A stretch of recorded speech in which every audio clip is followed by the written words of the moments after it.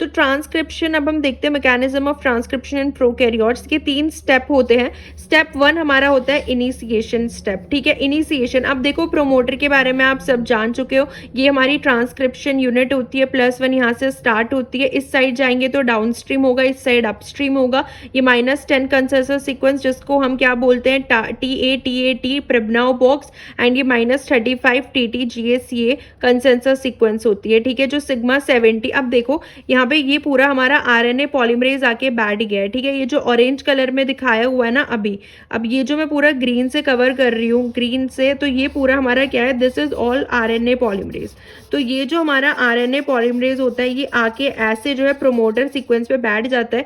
तो प्रोमोटर पे sigma 4 and sigma 2 reason जो है रिकॉग्नाइज कर लेते हैं -10 -35 कंसेंसस सीक्वेंस को, एंड हमारा जो RNA पॉलीमरेज होता है वो यहाँ पे आके बैठ जाता है, ठीक है। और ये RNA पॉलीमरेज आके बैठ गया। अब देखो क्या होता है, ये जो पहला कॉम्प्लेक्स बनता है ना जब RNA पॉलीमरेज आके बैठता है, इसको हम बोलते हैं क्लोज्ड बाइनरी कॉम्प्लेक्स। तो सबसे पहला कॉम्प्लेक्स क्या बनता है, क्लोज्ड बाइनरी कॉम्प्लेक्स। तो ये होलो एंजाइम ये कम से कम कितने बेस पेयर कवर करता है, 75 to 80 बेस पेयर कवर कर लेता है, यानी कि -55 यहाँ से लेके अगर हम इस साइड जाएंगे यहाँ से +20 तक, इतना रीजन ये कवर कर लेता है। -55 से +20 तक लगभग 75 to 80 बेस पेयर यहाँ पे कवर करके ये बैठ जाता है RNA पॉलीमरेज। तो इसको हम बोलते हैं क्लोज्ड बाइनरी कॉम्प्लेक्स, ठीक है। तो ये याद रखना, सबसे पहला कॉम्प्लेक्स बनता है क्लोज्ड बाइनरी कॉम्प्लेक्स, जिसमें हमारे डबल स्ट्रैंडेड DNA पे हमारा RNA पॉलीमरेज जो है आके बैठ गया है, और वो -55 से +20 तक का बेस पेयर जो है कवर कर लेता है। इसके बाद हमारा जो कॉम्प्लेक्स बनता है ना, इसके बाद देखो ये RNA पॉलीमरेज जो है यहाँ पे आके बैठ गए, मतलब ये पूरा जो DNA है ना ये RNA पॉलीमरेज ने कवर कर लिया, डबल स्ट्रैंडेड DNA। अब इसकी जो अंदर हमारा DNA होगा वो अनवाइंड होना स्टार्ट होगा, क्योंकि जो कैटालिटिक सेंटर होता है RNA पॉलीमरेज का, बीटा एंड बीटा प्राइम, वो अपना काम करना स्टार्ट करेगा, इनके बीच के हाइड्रोजन बॉन्ड तोड़ना स्टार्ट करेगा, एंड DNA ऐसे अनवाइंड होना स्टार्ट हो जाएगा। तो उसके बाद वाला जो कॉम्प्लेक्स बनता है जब DNA अनबाइंडिंग स्टार्ट हो जाती है, इसको हम बोलते हैं ओपन बाइनरी कॉम्प्लेक्स। तो पहले हमारा क्लोज्ड कॉम्प्लेक्स बना, ठीक है, पहले हमारा बनता है क्लोज्ड बाइनरी कॉम्प्लेक्स बनता है, उसके बाद सेकेंड हमारे पास क्या बनता है, ओपन बाइनरी कॉम्प्लेक्स बनता है। अब देखो ये एक ट्रांसक्रिप्शन बबल बन जाता है जो कि 12 to 14 बेस पेयर जो है इसमें अनवाइंड हो जाते हैं, इसके अंदर 12 से 14 बेस पेयर अनवाइंड हो जाते हैं, एंड ये ऐसा एक ट्रांसक्रिप्शन बबल बन जाता है। और ये हमारा जो न्यूक्लियोटाइड है यहाँ से हमारा ट्रांसक्रिप्शन यूनिट स्टार्ट है, तो इस तरीके से जो है अनवाइंड होना स्टार्ट हो जाता है, ठीक है। उसके बाद जो है ना, अभी तो हम प्रोकैरियोट्स पढ़ रहे हैं, बट ये वाला स्टेप ना यूकैरियोट में भी आता है, अबॉर्टिव इनिशिएशन। अब ये समझो ये क्या होता है, अभी हम इनिशिएशन ही पढ़ रहे हैं, पहला स्टेप ही देख रहे हैं। अबॉर्टिव इनिशिएशन क्या होता है, देखो DNA जो होता है ना, RNA बनेगा 5 प्राइम to 3 प्राइम डायरेक्शन में RNA की सिंथेसिस होती है, ठीक है।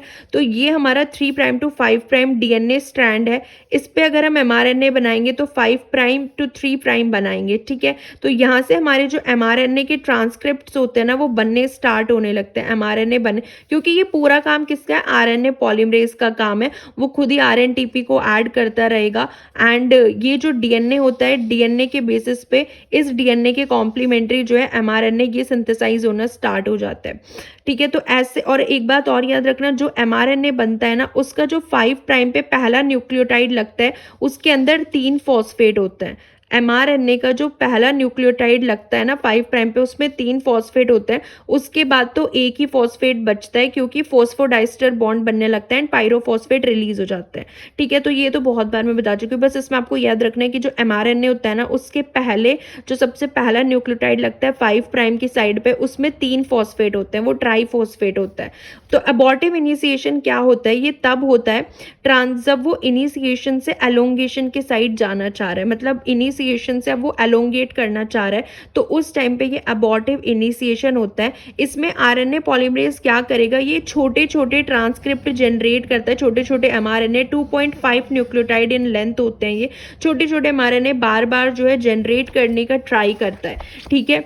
लेकिन वो अभी भी प्रोमोटर से ही बाउंड होता है, इसको हम बोलते हैं अबॉर्टिव इनिशिएशन, यानी कि थोड़े थोड़े न्यूक्लियोटाइड जो वो जनरेट करता है छोटे छोटे, ये दोनों में होता है, प्रोकैरियोट और यूकैरियोट। तो जब बहुत सारे अबॉर्टिव एबॉर्टिव इनिशिएशन अटेम्प्ट वो कर लेता है, छोटे छोटे आरएनएस जो है ट्रांसक्रिप्ट बनाना मतलब ट्राई करते रहता है, तो पॉलीमरेज जब 9 to 12 न्यूक्लियोटाइड इन लेंथ का एक एमआरएनए बना लेगा, उसके बाद एलोंगेशन स्टेज स्टार्ट हो जाती है। तो एबॉर्टिव इनिशिएशन वही होती है कि बार बार वो ट्राई कर रहे हैं, वो छोटे छोटे जो एमआरएनए के ट्रांसक्रिप्ट होते हैं वो बनाना स्टार्ट करता है, फिर रुक जाता है, फिर बनाते हैं 2.5 लेंथ के जो होते हैं न्यूक्लियोटाइड इन लेंथ के। लेकिन उसके बाद जब वो 9 to 12 न्यूक्लियोटाइड इन लेंथ का एक एमआरएनए पूरा बना लेता है, ठीक है, एक एमआरएनए पूरा बना लेता है, उसके बाद ये कौन से फेज में चला जाता है, एलोंगेशन फेज में। तो एक ये एबॉर्टिव इनिशिएशन याद रखना ये क्या होता है, एंड ये पूरा हमने इनिशिएशन देखा है इसमें। और जो एमआरएनए बनना स्टार्ट होता है हमारा 5 प्राइम to 3 प्राइम की सिंथेसिस होती है, एंड जिस स्ट्रैंड पे वो बन रहा होता है उसको हम बोलते हैं टेम्पलेट स्ट्रैंड। टेम्पलेट स्ट्रैंड और क्या होता है, नॉन कोडिंग स्ट्रैंड, और क्या होता है, एंटी सेंस स्ट्रैंड बोलते हैं उस स्ट्रैंड को। तो उसके कॉम्प्लीमेंट्री होता है एमआरएनए बनना स्टार्ट हो जाएगा, और जो पहला न्यूक्लियोटाइड ऐड होता है 5 प्राइम की साइड, उसमें 3 फॉस्फेट होते हैं। तो ये क्लियर हो जाएगा। इसके बाद हमारा जो है सेकेंड स्टेप आ जाता है, जिसको हम बोलते हैं एलोंगेशन स्टेप, ठीक है। तो ये हमारा जो है सेकेंड स्टेप आ गया, जिसको हम बोलते हैं एलोंगेशन। अब इसमें क्या होगा, एलोंगेशन स्टेप में जैसे ये आएगा, जो हमारा सिग्मा यूनिट होती है ना वो रिमूव हो जाती है, यहाँ से सिग्मा यूनिट रिमूव हो जाती है, और जो ये हमारा ट्रांसक्रिप्शन बबल है ना, ट्रांसक्रिप्शन बबल अब ये मूव करना स्टार्ट करेगा, ये ऐसे आगे की साइड मूव करना स्टार्ट करता है। ट्रांसक्रिप्शन बबल जो है वो आगे की साइड मूव करेगा, प्रोमोटर एस्केप होगा, यानी कि प्रोमोटर यहाँ पे था, जिस प्रोमोटर से ये बाइंड थे वहां से ये आगे मूव करना स्टार्ट कर देगा आरएनए पॉलीमरेज, क्योंकि डीएनए वही है उसी लेंथ पे। आरएनए पॉलीमरेज जो है पहले यहाँ था प्रोमोटर पे, अब सिग्मा रिमूव हो गया एलोंगेशन में। सिग्मा के रिमूव होते ही जो आरएनए पॉलीमरेज है वो आगे बढ़ेगा, आरएनए पॉलीमरेज के साथ साथ जो ट्रांसक्रिप्शन बबल है वो भी इस डायरेक्शन में जो है मूव करना स्टार्ट कर देगा।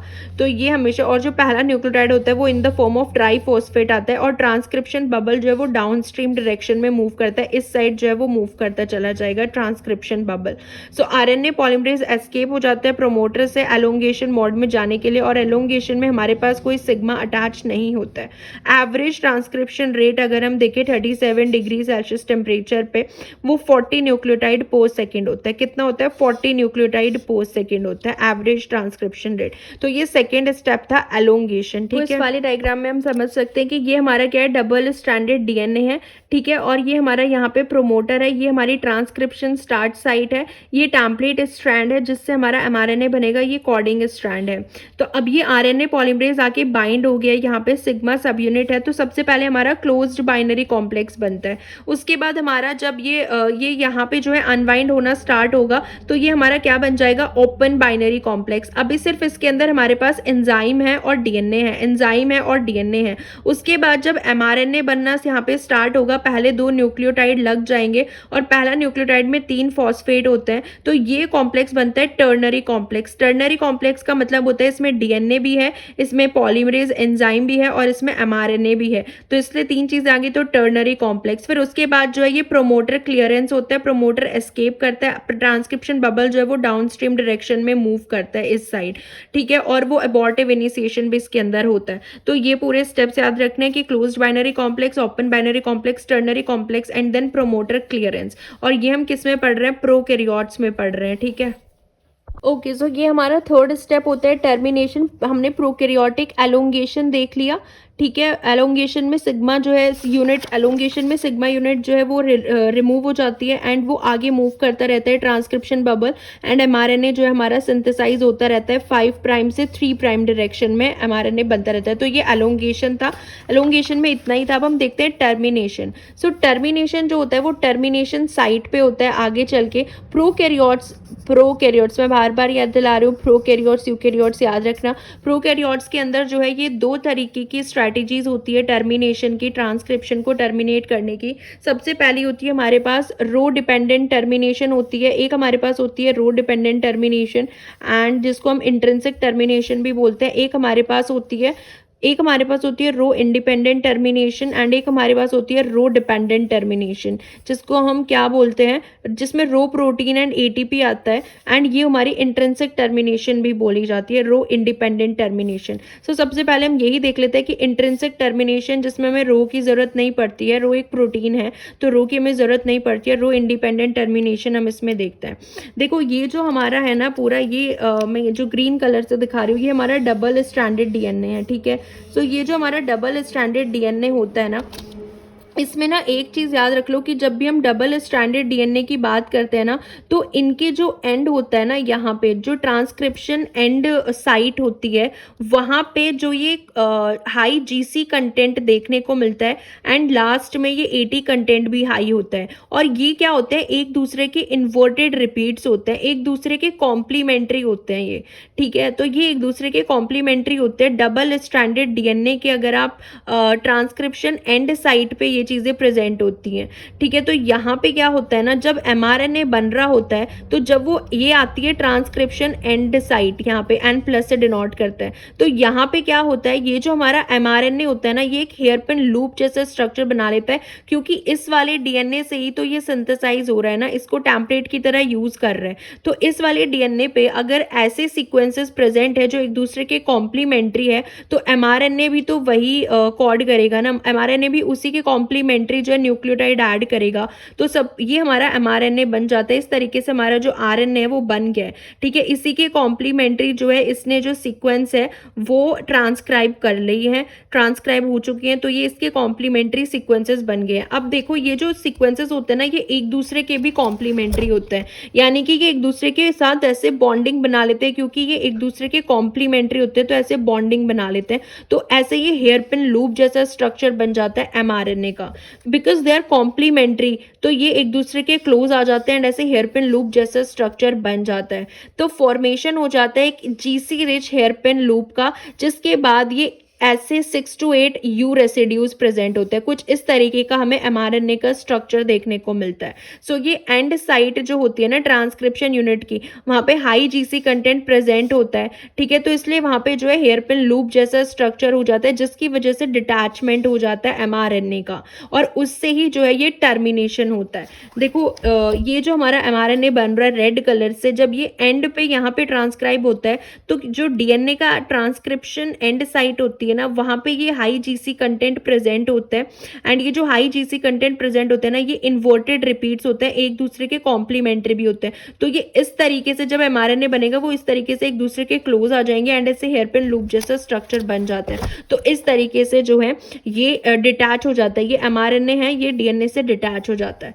अब इसके दो मॉडल दिए गए हैं, एक तो शेयरिंग मॉडल दिया गया है एंड एक एलोस्टेरिक मॉडल दिया गया है। शेयरिंग मॉडल बोलता है कि जो आरएनए का 3 प्राइम एंड होता है ना वो उसकी एक्टिव साइट से लॉस्ट हो जाता है, तो इसलिए हम उसको एक्सटेंड नहीं कर सकते। एक ये हाइपोथेसिस दी गई है कि जो आरएनए का 3 प्राइम एंड है ये लॉस्ट हो गया है एंड अब हम इसको फर्दर सिंथेसाइज नहीं कर सकते, तो ये शेयरिंग मॉडल बोलता है, ठीक है। शेयरिंग मॉडल के अकॉर्डिंग ये था। और जो एलोस्टेरिक मॉडल ये था कि ये बोलता है कि जो एंजाइम है ना, जो ये कॉम्प्लेक्स होता है इसके अंदर कुछ चेंज आ जाते हैं, यानी कि जिसकी वजह से हमारी जो एंजाइम की शेप है वो चेंज हो जाती है, तो वो इसलिए टर्मिनेट होता है। सो एलोस्टेरिक मॉडल के अकॉर्डिंग एंजाइम की शेप में चेंज आने की वजह से ये टर्मिनेट होता है। शेयरिंग मॉडल के अकॉर्डिंग 3 प्राइम एंड लॉस्ट हो गए तो वो फर्दर सिंथेसाइज नहीं हो सकता, इसलिए जो है ये टर्मिनेशन हुई है। तो ये हमने देखी इंट्रिंसिक टर्मिनेशन जिसमें रो का कोई रोल नहीं है, बस डीएनए की जो ट्रांसक्रिप्शन एंड साइड पे जो सीक्वेंसेस होती हैं वो इन्वर्टेड रिपीट्स होती हैं, एक दूसरे के कॉम्प्लीमेंट्री होती हैं, जीसी रिच होती हैं,